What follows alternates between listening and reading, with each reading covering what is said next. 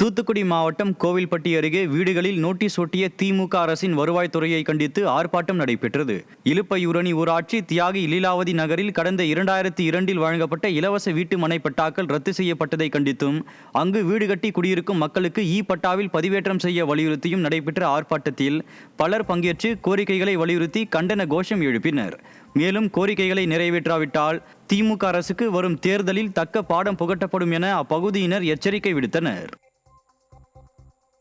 வேலூர் சத்துவாச்சாரியில் மேல்நிலை நீர்த்தேக்க தொட்டியில் இருந்து வீணாக குடிநீர் வெளியேறும் நிலையில் கண்டுகொள்ளாத மாநகராட்சி நிர்வாகத்திற்கு கண்டனம் எழுந்துள்ளது.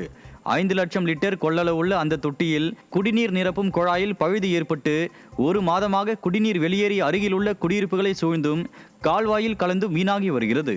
இதுகுறித்து பலமுறை புகார் அளித்தும் மாநகராட்சி நிர்வாகம் நடவடிக்கை எடுக்காமல் அலட்சியமாக இருப்பதாக குற்றம் சாட்டும் பொதுமக்கள் இப்பிரச்சினைக்கு விரைந்து தீர்வு காணவில்லை என்றால் போராட்டத்தில் ஈடுபட உள்ளதாக எச்சரித்தனர்.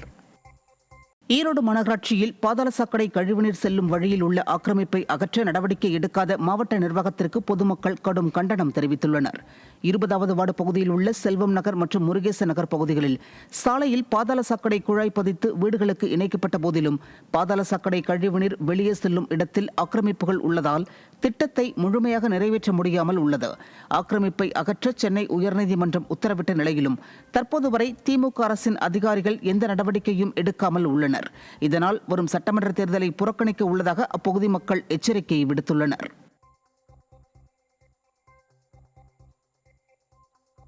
திருநெல்வேலி மாவட்டம் தெற்கு கள்ளிக்குளத்தில் சாலையோரம் தோண்டப்பட்ட பள்ளம் சரிவர மூடப்படாததால் விபத்துகள் ஏற்படும் அபாயம் உள்ளதாக வாகன ஓட்டிகள் குற்றம் சாட்டியுள்ளனர்.